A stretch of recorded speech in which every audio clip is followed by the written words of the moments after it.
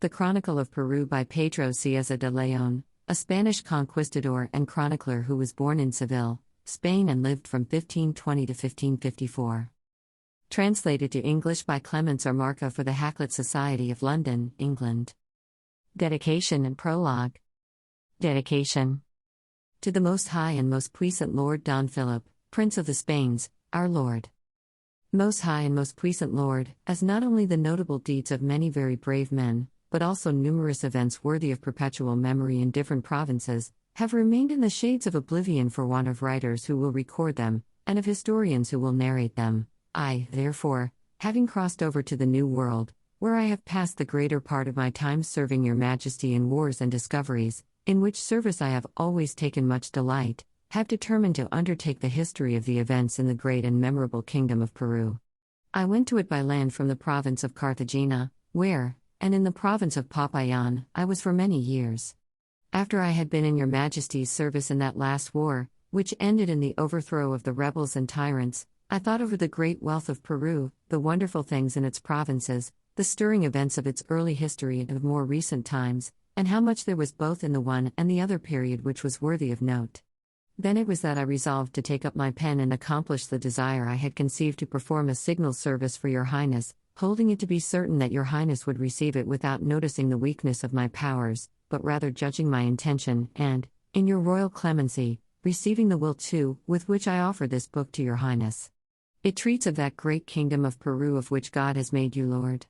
I do not fail to consider, O most serene and gracious Lord, that to describe the wonderful things of this great kingdom of Peru would require one who could write like Titus Livius, or Valerius, or some other of the great writers that have appeared in the world, and that even they would find some difficulty in the task. For who can enumerate the mighty things of Peru? The lofty mountains and profound valleys over which we went conquering and discovering? The numerous rivers of such size and depth? The variety of provinces, with so many different things in each? The tribes, with all their strange customs, rites, and ceremonies? So many birds, animals, trees, fishes, all unknown? Besides all these things, who can worthily describe the unheard-of labors which a handful of Spaniards passed through in this vast country? Who can imagine the events of those wars and discoveries, extending over 1,600 leagues of country? The hunger, thirst, death, terrors, and fatigue which were suffered? Concerning all these things there is so much to relate, that any writer would be tired out in writing it. For this cause, most puissant Lord, I have collected the most important events which I myself saw or heard, into this history. I have not the audacity to place it before the judgment of an unkind world, but I entertain the hope that your Highness will protect and defend it as a thing belonging to yourself, so that I may freely dare to walk under your protection. For many writers, fearing the same thing, have sought for princes of great note to whom they might dedicate their works, and some of these works have never been read by any one, being so fantastic and absurd.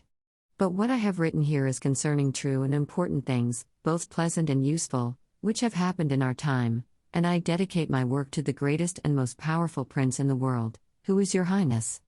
The attempt savours of temerity in so unlearned a man, but others of more learning are too much occupied in the wars to write. Oftentimes, when the other soldiers were reposing, I was tiring myself by writing. Neither fatigue nor the ruggedness of the country, nor the mountains and rivers, nor intolerable hunger and suffering, have ever been sufficient to obstruct my two duties, namely, writing and following my flag and my captain without fault. Having written this work under such difficulties, and it being dedicated to your Highness, it seems to me that my readers ought to pardon any faults which, in their judgments, they may find in it. If they refuse to pardon these faults, it must suffice for me that I have written the truth, for this is what I have most carefully sought after. Much that I have written I saw with my own eyes, and I travelled over many countries in order to learn more concerning them. Those things which I did not see, I took great pains to inform myself of, from persons of good repute, both Christians and Indians. I pray to Almighty God that, as He was served by giving to your Highness so great and rich a kingdom as Peru, He will leave you to live and reign for many happy years, with increase of many other kingdoms and lordships. Prologue. I set out from Spain, where I was born and bred, at such a tender age that I was scarcely 13 complete years old when I sailed, and I spent more than 17 years in the Indies, many of them in the discovery and conquest of new provinces, others in new settlements, and in traveling over different countries. As I noted the many great and strange things that are to be seen in this new world of the Indies, there came upon me a strong desire to write an account of some of them, as well those which I had seen with my own eyes as those which I had heard of from persons of good repute. But when I considered my small stock of learning, I put aside my desire, holding it to be a vain thing, for I remembered that it was for learned doctors to write histories, throwing light upon them by their learning and judgment, while those who are not learned would be presumptuous even if they thought of writing. I, therefore, passed some time without giving heed to my former intentions. At last the Almighty God, who can do anything, favored me with His divine grace, and awoke in me the memory of what I had before forgotten. Taking heart, I then determined to spend some part of my life in writing history, to which resolution I was moved by the following considerations. The first was, that in all parts where I had been, no one was engaged in writing anything concerning what had occurred, and time destroys the memory of events in such sort that soon there is no knowledge of what has passed. The next was, that both ourselves and these Indians draw our origin from our ancestors Adam and Eve, and that the Son of God descended from the heaven to the earth for all men and, clothed in our humanity, received a cruel death on the cross to redeem us and free us from the power of the devil, which devil had, for so long a time, held these people captive by God's permission, and that it was right that the world should know in what manner so great a multitude of tribes, as there is in these Indies, was brought into the bosom of the Holy Mother Church by the exertions of Spaniards. These exertions were such that no other nation in the world could have endured them. Thus God chose us for so great a work, before any other nation. Another consideration was, that in future times it ought to be known how greatly the royal crown of Castile was enlarged, and how, when the invincible emperor was our king and lord, the rich and abundant kingdoms of New Spain and Peru were settled, and other islands and vast provinces were discovered. I beseech all learned and benevolent men to look upon my work with justice, for they know that the malice and murmuring of the ignorant and stupid are such that they never fail to find fault. Thus it is that many, fearing the rabid envy of these scorpions, consider it better to be called cowards than to allow their works to see the light. But I will not desist from my intention, valuing more the favor of the few and learned, than caring for the evil which the many foolish readers may bring upon me. I also wrote this work that those, who learn from it the great services which many noble knights and youths have done for the royal crown of Spain, may be led to emulate their examples, and, at the same time, by noting how others committed treasons, robberies, and other evil deeds, and suffered famous punishments for them, that they may profit by these examples, and loyally serve their natural king and lord. For the reasons which I have now set forth, I undertook the present work, for the better understanding of which I have divided it into 4 parts, in the following manner. The first part treats of the division of the provinces of Peru, as well towards the sea as inland, with the longitudes and latitudes. It contains a description of all these provinces, an account of the new cities founded by the Spaniards, with the names of the founders, and the time when they were founded, an account of the ancient rites and customs of the native Indians, and other strange things very different from those of our country, which are worthy of note. In the second part, I shall treat of the government of the Yucas, who were the ancient kings of Peru, and of their great deeds and policy, how many of them there were, and their names. I shall describe the superb and magnificent temples which they built, the roads of wonderful size which they made, and other great things that were found in this kingdom. I shall also give an account in this book of what the Indians say concerning the deluge, and how the Incas magnify the grandeur of their origin. In the third part I shall relate the discovery and conquest of this great kingdom of Peru and the constancy of the Marquis Don Francisco Pizarro, the hardships suffered by the Christians when 13 of them with the same Marquis, God permitting, discovered the country, how the said Don Francisco Pizarro was nominated governor by His Majesty, and entered Peru, and how, with 160 Spaniards, he captured Atahualpa. In this third part I shall also treat of the arrival of the Adelantado Don Pedro de Alvarado, and of the agreement made between him and the governor Don Francisco Pizarro. I shall, in like manner, give an account of the notable things which happened in various parts of this kingdom, of the rebellion of the Indians, and of the causes which led to it, of the cruel and perfidious war that the same Indians waged against the Spaniards who were in the great city of Cusco, and of the death of some Spanish and Indian captains. This third part will end with the return of the Adelantado Don Diego de Almagro from Chile, and his entry into the city of Cusco by force of arms, the Captain Hernando Pizarro, Knight of the Order of Santiago, being there as Chief Justice. The fourth part is more important than the 3 which precede it. It will be divided into 5 books, and will be entitled The Civil Wars of Peru, in which will be related stranger things than ever passed before in any other part of the world, among so small a number of people of the same nation. The first book of these civil wars treats of the War of Las Salinas, and gives an account of the imprisonment of the captain Don Hernando Pizarro by the adelantado Don Diego de Almagro. It relates how the city of Cusco was made to receive Almagro as governor, and the causes of the war between the governors Pizarro and Almagro. It describes the treaties and interviews between them until the dispute was placed in the hands of an umpire, the oaths they each took, and the commissions and letters they each had received from His Majesty, the sentence that was given, the return of the adelantado to Cusco, and how, with great fury and enmity, he fought the Battle of Las Salinas, which is half a league from Cusco. It relates also the march of the captain Lorenzo de Aldana to the provinces of Quito and Popayan, and the discoveries of the captains Gonzalo Pizarro, Pedro de Candia, Alonso de Alvarado, and others. I conclude with the return of Hernando Pizarro to Spain. The second book is called The War of Chiapas. It will treat of several discoveries and conquests, of the conspiracy of the men of Chile in the City of the Kings to kill the Marquis Don Francisco Pizarro, and of his death.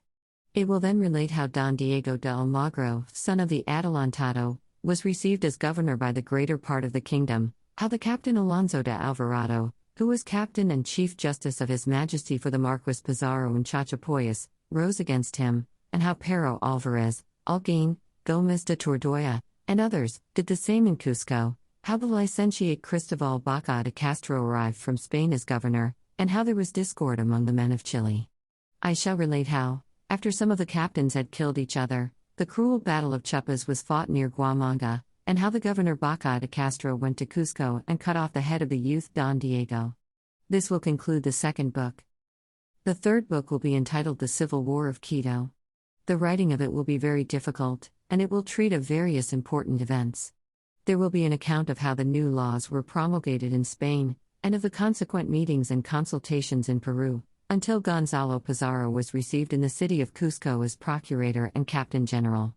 It will relate what occurred in the City of the Kings until the viceroy was seized by the judges and sent to sea, the entry of Gonzalo Pizarro into the city, where he was received as governor, his chase of the viceroy, and how the viceroy was conquered and killed on the plain of Anaquito. I shall also give an account, in this book, of the events which took place in Cusco, in Charcas, and in other parts, of the rising of Diego Centeno on the part of the king and of Alonso de Toro and Francisco de Carvajal on the part of Gonzalo Pizarro, until that constant worthy, Diego Centeno, was constrained to hide in secret places, and his master of the camp, Lope de Mendoza, was killed, also of what passed between the captains Pedro de Hinojosa, Juan de Lanes, Melchior Verdugo, and the others who were in tierra firme, and of how the adelantado Belalcázar put the marshal Don Jorge Robledo to death in the village of Pozo. I shall then recount how the Emperor our Lord, in his great clemency and kindness, sent out a pardon to all who should submit and enter his royal service, how the licentiate Pedro de la Gasca was appointed president, and how he arrived in tierra firme, the policy by which he drew the captains, who were there, into the service of the king, the return of Gonzalo Pizarro to the City of the Kings, the cruelties which were committed there by him and his captains, how a general assembly was convoked to determine who should go as procurators general to Spain, and the delivery of the fleet to the president. Here I shall conclude this book. The fourth book will be entitled The War of Warina. It will treat of the enterprise of the captain Diego Centeno, how he entered the city of Cusco with the few men whom he had been able to induce to join him, how Lorenzo de Aldana sailed from Panama and arrived at the City of the Kings, and how many captains left Gonzalo Pizarro and passed over to the service of the king. I shall also treat of what passed between Diego Centeno and Alonso de Mendoza, until they gave battle to Gonzalo Pizarro on the plain of Warina. I shall relate how the captain Diego Centeno was defeated, how many of his captains and followers were killed or taken prisoners, and how Gonzalo Pizarro entered the city of Cusco. The fifth book, containing the War of Zacuixaguana, treats of the arrival of the President Pedro de la Gasca in the valley of Zaxa, of the preparations made by him when he heard that Diego Centeno was defeated, of his march to Zacuixaguana, where Gonzalo Pizarro gave him battle. It relates how the President and the troops of the king were victorious, and how Gonzalo Pizarro was defeated and put to death in the same valley, how the President arrived at Cusco and proclaimed the tyrants to be traitors, how he retired to a village called Hainarima, where he divided the greater part of the provinces of this kingdom among persons selected by himself, and how he went thence to Lima, and established the royal audience. Having completed these books, which form the fourth part of my work, I shall add 2 commentaries. The first will treat of the events in Peru from the founding of the audience to the departure of the president. The second will give an account of the president's arrival in Tierra Firme, of the murder of the Bishop of Nicaragua by the Contreras, of how the Contreras, with tyrannical intentions, entered the city of Panama and stole great quantities of gold and silver, of how the citizens gave them battle outside the town, defeated and put them to death, and recovered the treasure. I shall conclude with an account of the insurrection at Cusco, relating how the Marshal Alonso de Alvarado was sent by the judges to punish the rebels, and how the illustrious and politic worthy, Don Antonio de Mendoza, entered this kingdom as viceroy. And if this history is not written with the elegance and learning that science gives to letters, it will at least be truthful, and each event will be duly noted with brevity, while evil deeds will be commented upon with moderation. I truly believe that others would have performed this work with more satisfaction to the reader, being more learned than I am. But, if my good intentions and my endeavors to do my best are considered, it is just, at all events, that I should be favorably received. The ancient Diodorus Siculus says in his prologue, that mankind owes a great deal to authors, for, through their labors, the deeds of men live for many ages, and he, therefore, calls Cicero the witness of time, the master of life, the light of truth. What I ask, in return for my labor, is that, although these writings may be devoid of elegance, they may be received with favor, because they are accompanied with truth. I submit my work to the judgment of the learned and virtuous, and I beg that others will content themselves with merely reading it, without attempting to judge what they do not understand. The Chronicle of Peru by Pedro Cieza de León, a Spanish conquistador and chronicler who was born in Seville, Spain and lived from 1520 to 1554. Chapter 1 of the Chronicle of Peru, which treats of the discovery of the Indies, of some other things which were done when they were first discovered, and of the present state of affairs. 1492 years had passed away since the Princess of Life, the glorious Virgin Mary Our Lady, begot the only begotten Son of God, and the Catholic kings Don Fernando and Doña Isabel of glorious memory were reigning in Spain, when the illustrious Cristobal Colon set forth with 3 caravels and 90 Spaniards, whom the said kings ordered to serve under him. After sailing 1200 leagues to the westward over the wide ocean, he discovered the island of Española, where now stands the city of Santo Domingo. Then also were discovered the islands of Cuba, and of San Juan de Puerto Rico, Yucatan, Tierra Firme, New Spain, the provinces of Guatemala and Nicaragua, and many other islands and kingdoms as far as Florida, and afterwards the great kingdom of Peru, Rio de la Plata, and the Strait of Magellan.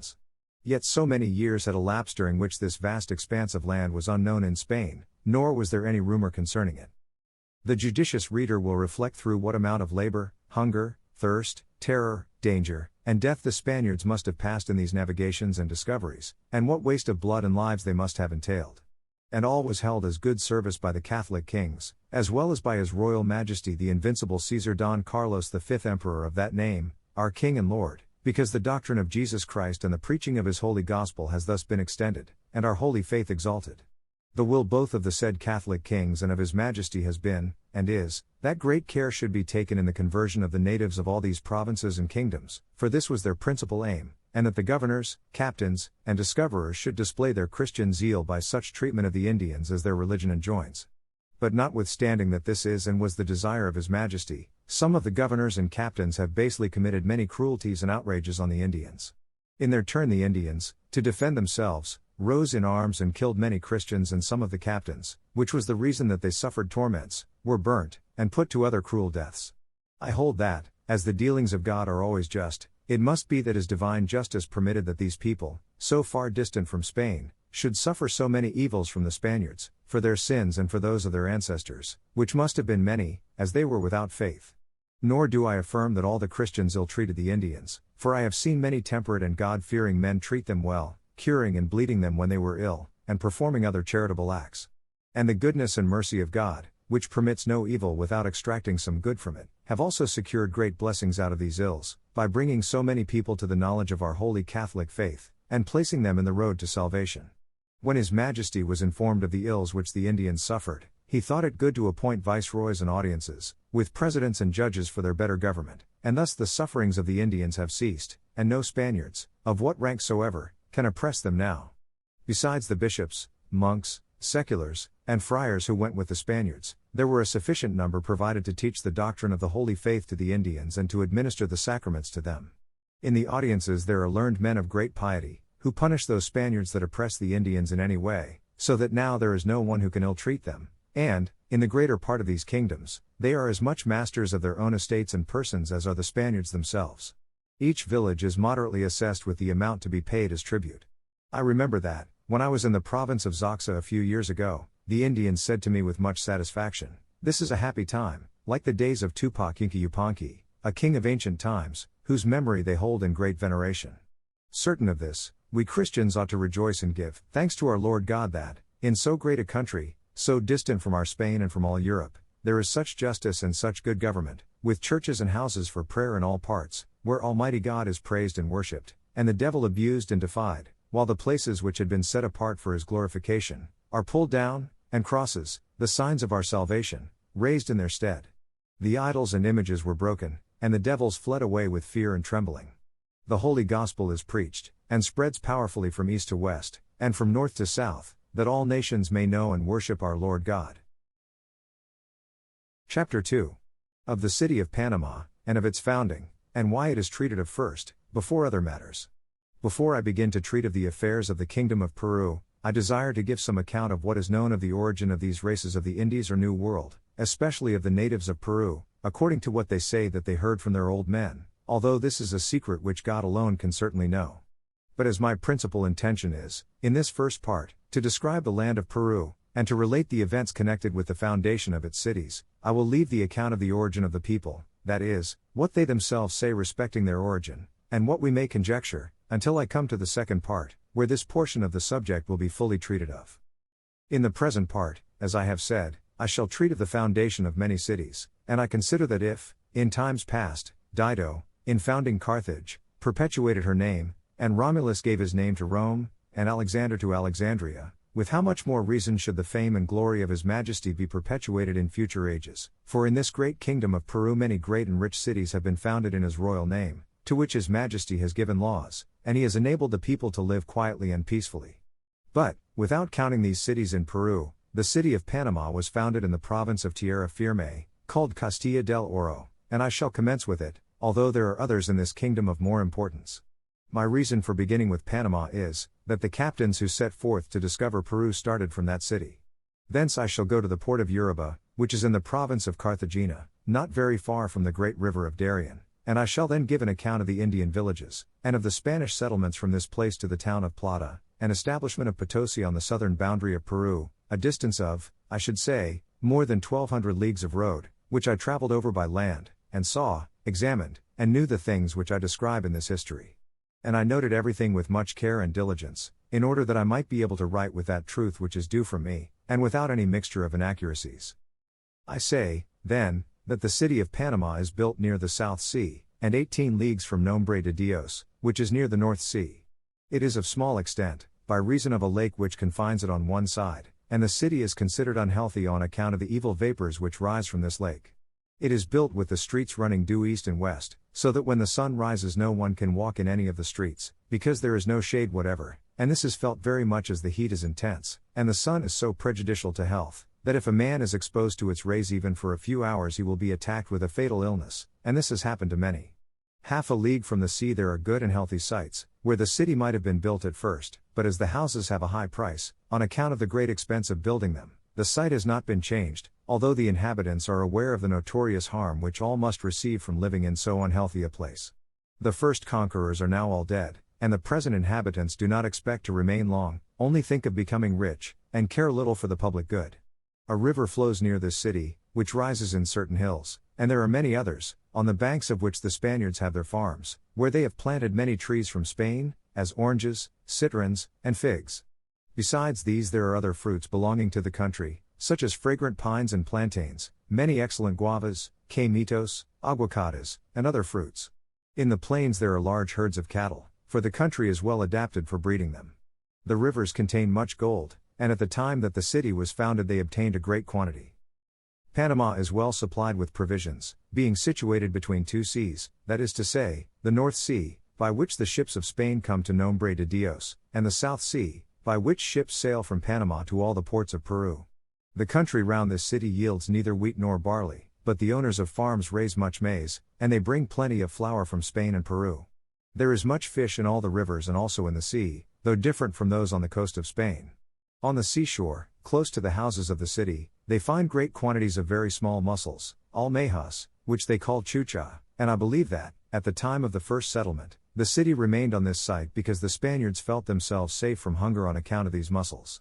In the rivers there are great quantities of alligators, which are so large and fierce that it is wonderful to see them.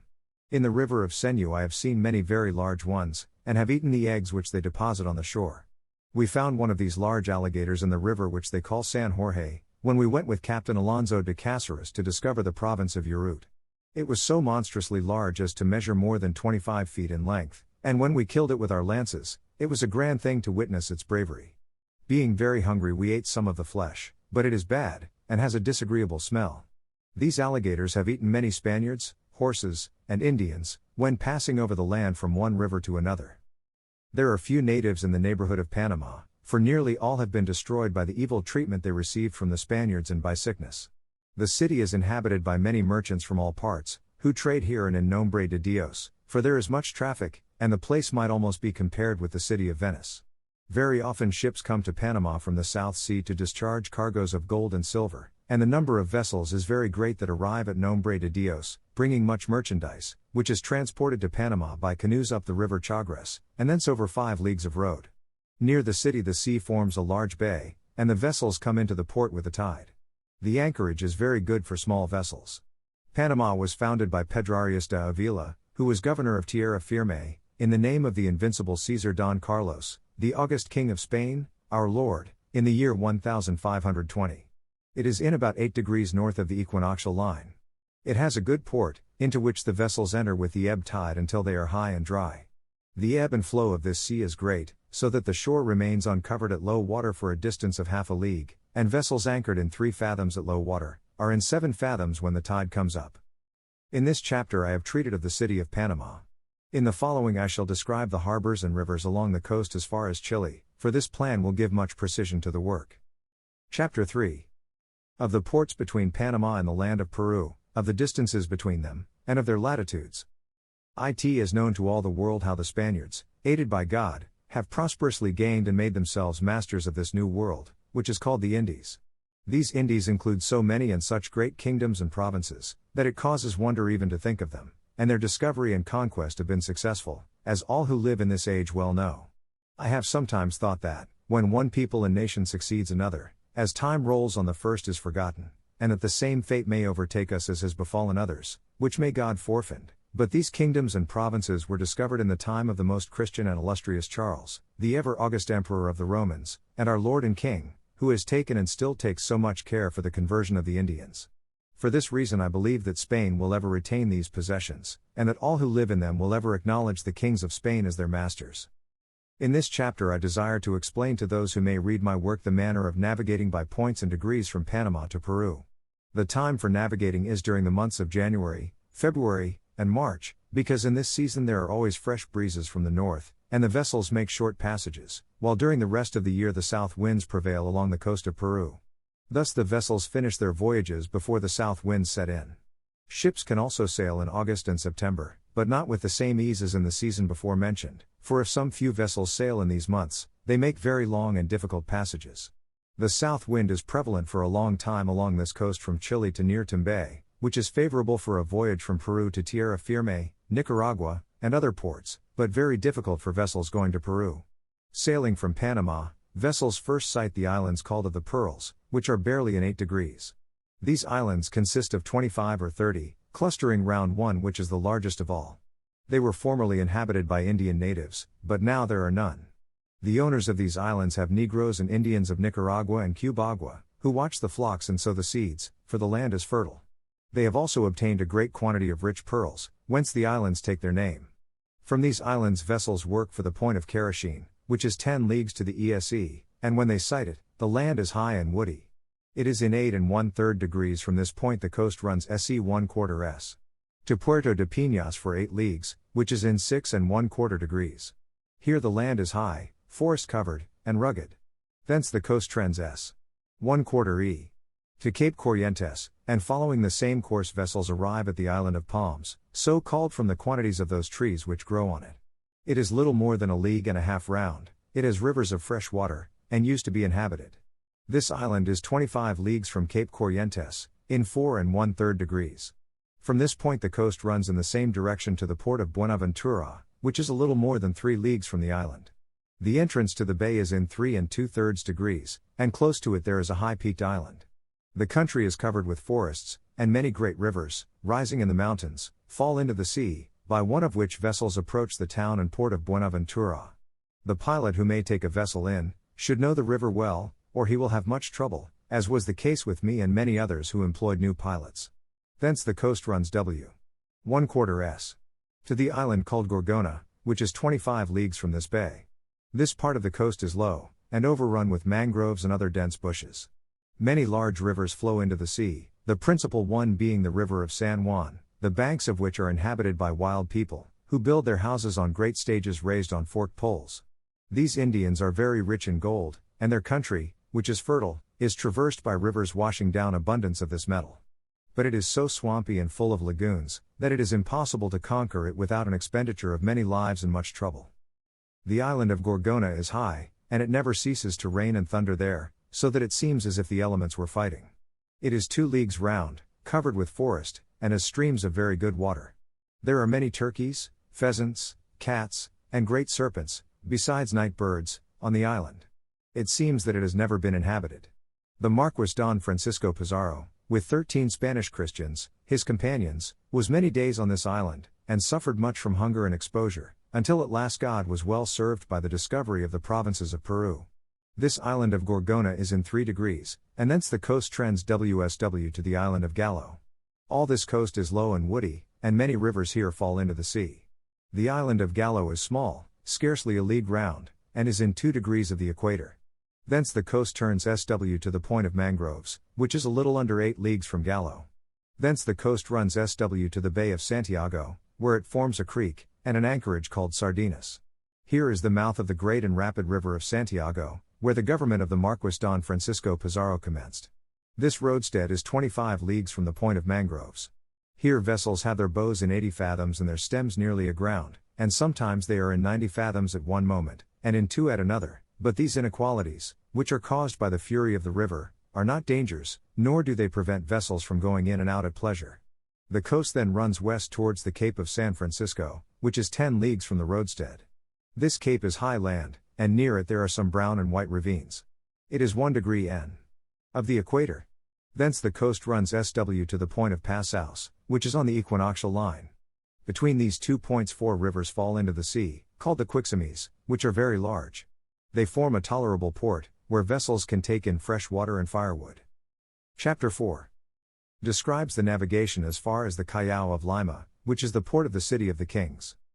I have now described, though briefly, the way by which this South Sea is navigated as far as the Quixomes, which is in the land of Peru. It will now be well to continue the route until we arrive at the City of the Kings. Leaving then the Cape of Passaus, the coast trends to the S. 1/4 W. as far as Puerto Viejo, and before reaching it there is the Bay of Caracas, which vessels enter without any danger. Its conveniences are such that ships of even 1,000 tons may be careened here, and it is easy to enter and sail out, except that there are some rocky islands at its mouth, but there are no obstructions beyond those which meet the eye. Near Puerto Viejo, and 2 leagues inland, is the city of Santiago, and 2 leagues to the south of the port there is a round hill called Monte Cristo. This Puerto Viejo is 1 degree south of the equator. 5 leagues further on in the same direction is the Cape of San Lorenzo, and 3 leagues beyond this cape, to the southwest, is the island which is called La Plata, a league and a half long. Here, in ancient times, the natives of the mainland held their sacrificial festivals, and killed many lambs and sheep, and some children, whose blood was offered to their devils and idols, figures carved in stone which were objects of worship. The Marquis Don Francisco Pizarro, with his 13 companions, during their voyage of discovery, landed on this island and found some silver and jewels, and many robes and dresses of cloth richly embroidered. From that time to this the island has remained with the name which it now bears. Following the coastline to the S. 1/4 E. We come next to the point of Santa Elena. Before reaching this point there are two places, the one called Calo and the other Calongo, where ships touch, and take in wood and water. The distance from the point of San Lorenzo to that of Santa Elena is 15 leagues. There is a creek on the north side of the latter point, where there is good anchorage. At the distance of a crossbow shot from the point there is a fountain of bitumen, which appears to be natural tar. Of this, and of the wells made by the giants on this point, I shall give an account further on, which will be well worth hearing. From this point of Santa Elena vessels go to the river of Tumbay, a distance of 28 leagues.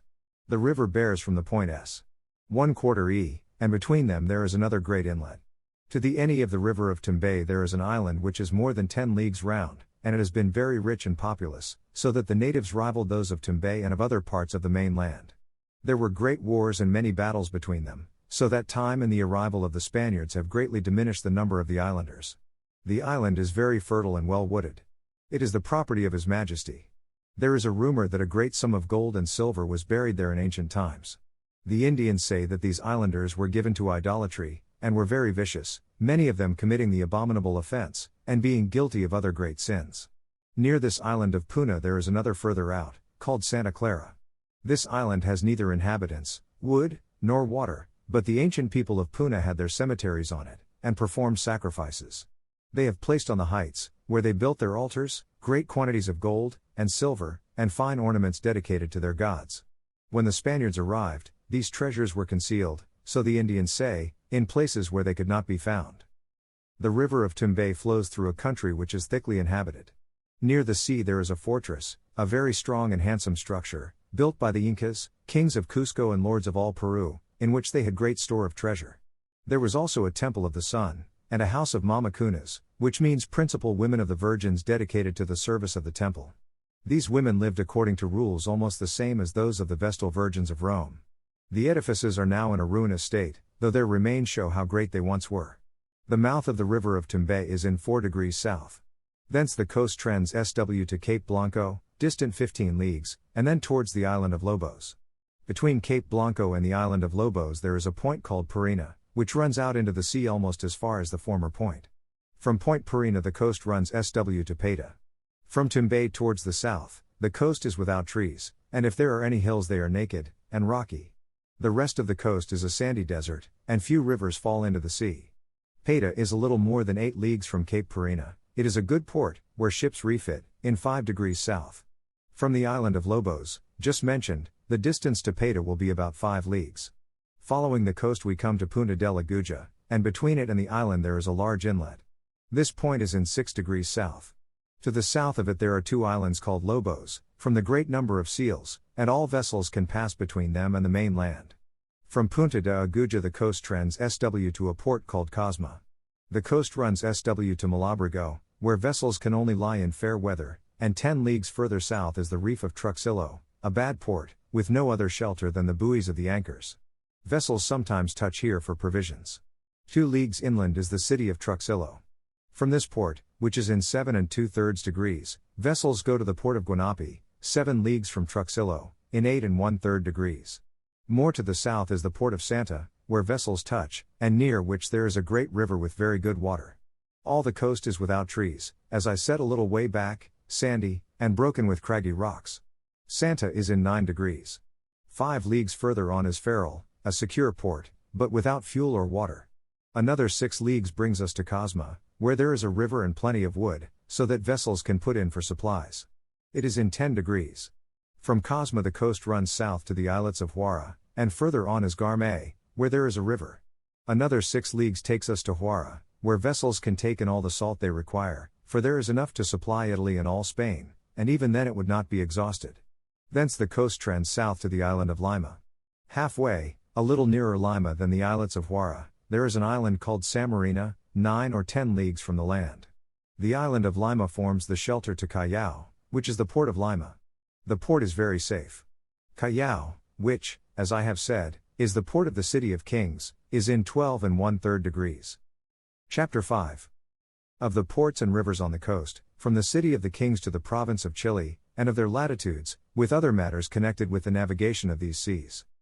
I have myself been in most of the ports and rivers which I have now described, and I have taken much trouble to ascertain the correctness of what is here written, having communicated with the dexterous and expert pilots who know the navigation of these ports, and who took the altitudes in my presence. In this chapter I shall continue my description of the coast, with its ports and rivers from Lima until we arrive at the province of Chile. But I am unable to describe the coast down to the Straits of Magellan, having lost a copious narrative which I had from a pilot who came in one of the ships sent by the Bishop of Plasencia. When ships sail from the port of the City of the Kings, they shape their course south, until they reach the port of Singala, which is very good, and at first it was considered certain that the City of the Kings would have been founded near it.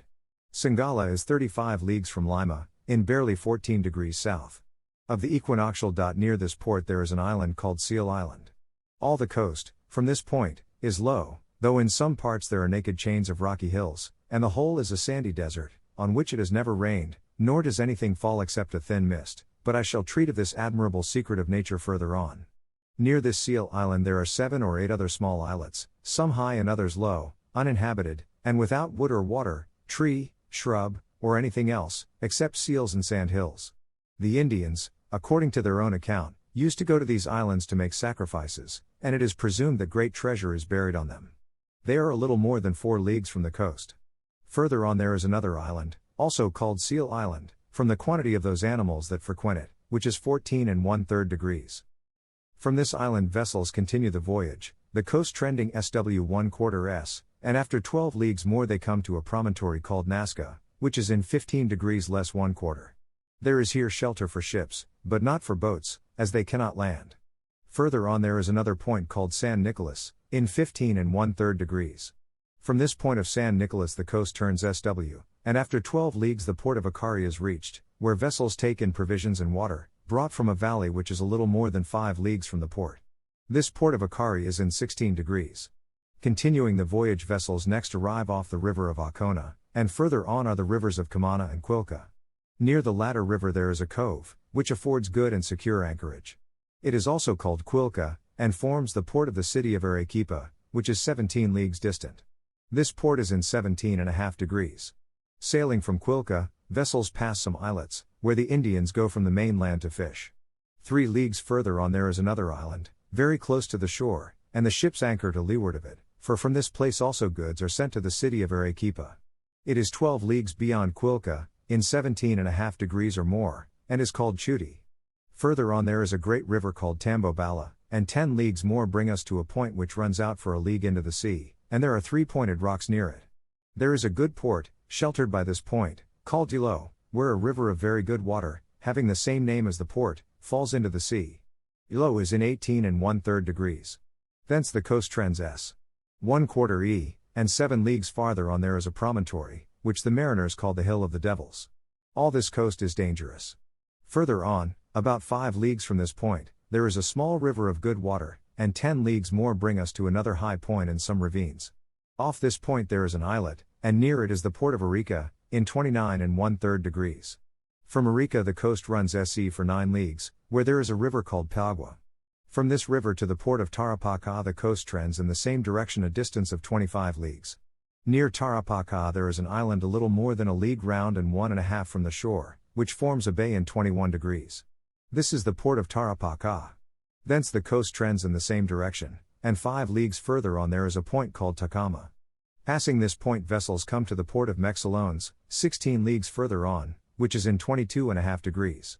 The coast then trends SSW for 90 leagues. It is a straight coast, with some points and bays, and in 26 degrees there is a good port called Copayapo, with an islet about half a league from the shore, and here the inhabited part of the province of Chile commences. Further on there is a point of land forming a bay, with 2 rocks in it, and here a river of very good water falls into the sea, called Haasco. The point is in 28 1/4 degrees. 10 leagues further on there is another point which affords shelter for ships, but here there is neither wood nor water.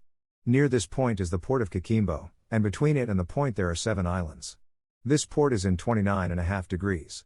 10 leagues further on another point runs out, forming a large bay called Atongio, and 5 leagues beyond is the river of Lamara. From this river vessels reach a bay after sailing 9 leagues, where there is a pointed rock, and no fresh water. It is in 30 degrees, and is called Quape. Further on, continuing the same course for 21 leagues, there is a good port called Quintero, in 32 degrees, and 10 leagues more bring us to the port of Valparaiso, and the city of Santiago, which is what we call Chile, in 32 and 2/3 degrees. Continuing the voyage, we next come to another port called Tapacalma, in 34 degrees, and 12 leagues further on is the river of Mal. 14 leagues further on there is another river called Itata, and 24 leagues more bring us to a river called Biobio, in 38 degrees nearly. In the same direction, after sailing 15 leagues more, we come to a large island 5 leagues from the shore, which is said to be inhabited. It is called Luchengo. Beyond this island there is a bay called Valdivia, where there is a great river, the name of which is Anilitos. The Bay of Valdivia is in 39 and 2/3 degrees. To the SSW of the port is the Cape of Santa Maria in 42 and 1/3 degrees S. This is as far as the coast has been examined and described. The pilots say that it then turns SE to the Straits of Magellan. One of the ships which sailed from Spain, belonging to the expedition of the Bishop of Palencia, passed through the Straits of Magellan, and reached the port of Quilca, which is near Arequipa, whence she went on to Lima and Panama. She brought a good account of the latitude of the strait, and of what happened during the very difficult voyage, but I do not insert that narrative here, because, at the time when we gave battle to Gonzalo Pizarro in the valley of Zacuixaguana, 5 leagues from the city of Cusco, I had several of my papers and journals stolen, and this among the number, which I regret very much. I should have wished to conclude my account of the coast with this narrative. Receive, therefore, my desire to give this further information, for I have taken no little trouble to ascertain the truth, and I have examined the new charts made by the pilots who discovered this sea. Here I must conclude the portion of my work which treats of the navigation of this South Sea. I shall now proceed to give an account of the provinces and nations from the port of Uraba to the city of Plata, which is a distance of more than 1,200 leagues, and I shall describe the government of Popayan and the kingdom of Peru. I shall commence, then, with the port of Uraba, and pass thence to the city of Antioquia and to other parts, as will appear presently.